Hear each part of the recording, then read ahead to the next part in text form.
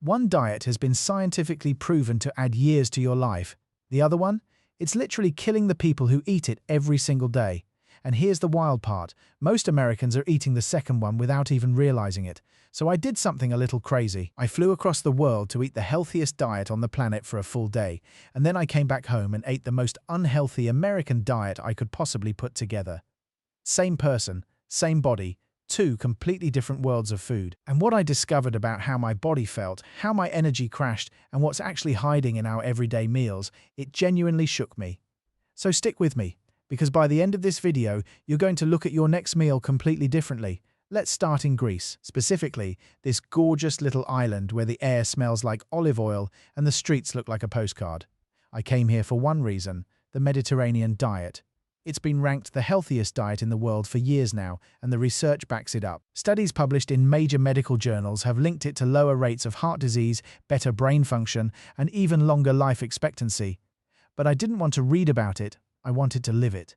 So my first stop was a tiny cafe in a small Greek town for traditional Greek coffee. No milk, no cream, no sugar. Just strong, gritty, bold black coffee in a cup the size of a shot glass.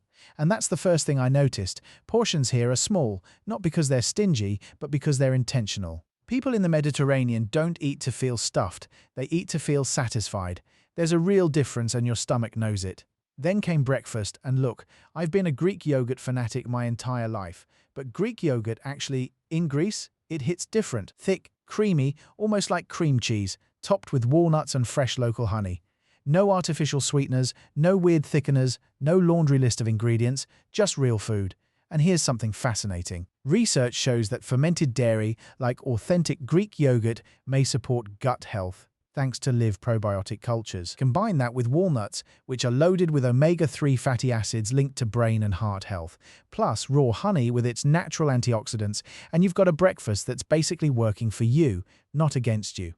Now, here's where it gets interesting. The average male in the Mediterranean eats around 2,000 calories a day, with carbs from whole grains, fats mostly from olive oil and nuts, and lean protein from fish and legumes. That's significantly less than what most Americans consume, but the food is so nutrient-dense that you genuinely don't feel deprived.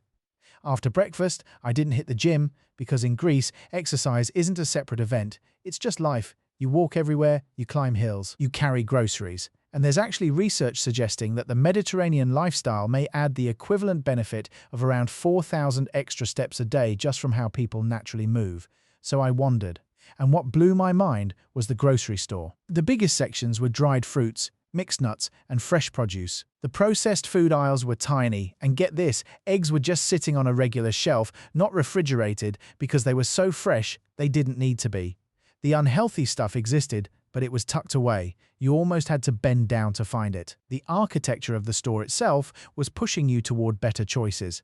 Lunch was the main event of the day, and that's another thing the Mediterranean gets right. Research suggests eating your largest meal earlier in the day may support better digestion and sleep, instead of going to bed with a brick in your stomach. We sat down at a family-run tavern with a line out the door, fresh fish hanging on the walls, and reviews that were off the charts. The spread was unreal. Fresh bread, tzatziki, fava bean spread, a traditional Greek salad piled with feta, fried zucchini, grilled sea bream, and shrimp saganaki. And here's what struck me the most: the simplicity. There were no heavy mayo-based sauces, no mystery dressings, no ingredients I couldn't pronounce. The food let itself speak. The tomatoes tasted like actual tomatoes. The fish tasted like it had been swimming an hour ago. Even the fries were different, fried in olive oil at lower temperatures, which is a traditional method that's gentler on the stomach. And here's the wildest part. Despite eating fried food, my stomach felt completely fine.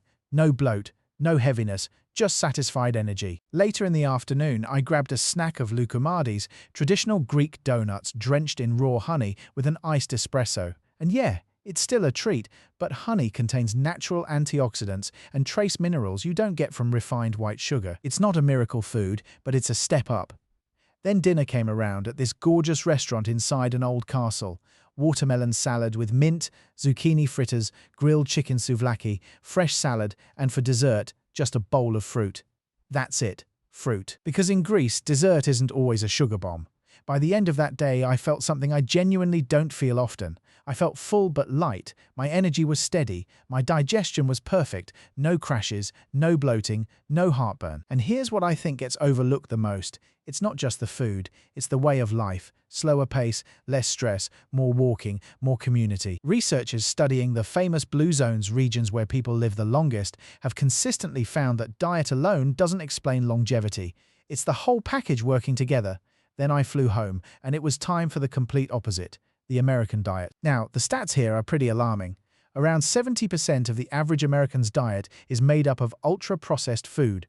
About 10% of disposable income gets spent on fast food, and the average American is reportedly around 17 pounds overweight. So my goal was to consume about 3,800 calories in a day, which is nearly double what I ate in Greece. Things kicked off with a flavored caramel iced latte, the kind millions of people grab every morning.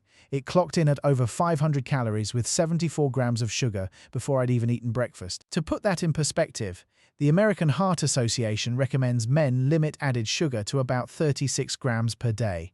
I had already doubled that in one drink. And the taste, it was less coffee and more melted ice cream pretending to be a beverage. Breakfast was a classic American diner royale: eggs, toast, sausage, bacon, and hash browns. Delicious? Absolutely. Heavy? Insanely so.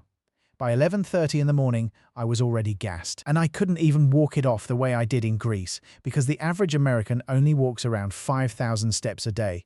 Lunch was McDonald's, the most popular fast food chain in the country. A Big Mac meal with a side of nuggets. And look, I'm not here to demonize McDonald's. People have been eating it for decades, but the science is pretty clear. Diets high in ultra-processed foods are consistently linked in research to higher risks of obesity, type 2 diabetes, and cardiovascular disease. And as I sat there in my car eating, I noticed something strange. I was full, but I wasn't satisfied. The calories were enormous, but my body kept asking for more. That's part of what researchers think happens with hyper-palatable processed foods. They're engineered to override your natural fullness signals. Then came a so-called workout. The average American exercises about 17 minutes a day. So I tried to squeeze in chest, back and biceps in that exact window. It was a joke. Compare that to the casual hours of walking that Greeks do without thinking about it, and you start to see the gap. After the gym, I hit a 7-Eleven, where the most popular snacks are chips and baked goods. So I grabbed sour cream and onion chips and a Little Debbie brownie that clocked in at over 500 calories on its own. Dinner was supposed to be meatloaf, but they were out, so I pivoted to fried chicken, waffles, and 7-cheese mac and cheese. Was it tasty? Of course. But by the end of that meal, I felt like I'd been hit by a truck. Heavy, sluggish, foggy, and I still wasn't done. The two most popular desserts in America are apple pie and chocolate chip cookies, so naturally I had both, followed by a Gatorade because I was so dehydrated from all the sodium I'd consumed. By the end of that day, my body felt completely different from how it felt in Greece: heavy, dehydrated, foggy in the brain. My only sources of fruits and vegetables that whole day were a mint leaf in a mojito, an apple inside a sugar-loaded pie, and the lettuce on a Big Mac. And honestly, that's how a lot of people are eating without even realizing it. Here's what really stuck with me though. It's not about being perfect. It's not about never having pizza or skipping dessert forever. It's about what you eat most of the time. The Mediterranean diet works because the foundation is whole foods, healthy fats, lean proteins, and plenty of plants. The American diet struggles because the foundation is processed convenience, and those foundations don't just affect your weight. They affect your energy, your mood, your sleep, your digestion, and over time your lifespan. Food really is medicine. And I'm not saying that as some dramatic line, I'm saying it because I literally felt the difference in my own body within 24 hours. So if this video made you think differently about your next meal, do me a favor and hit subscribe. Because I break down real health science like this every single week. No miracle cures, no clickbait, no nonsense. Just real research, real food, and real ways to feel better in the body you actually live in. I'll see you in the next one.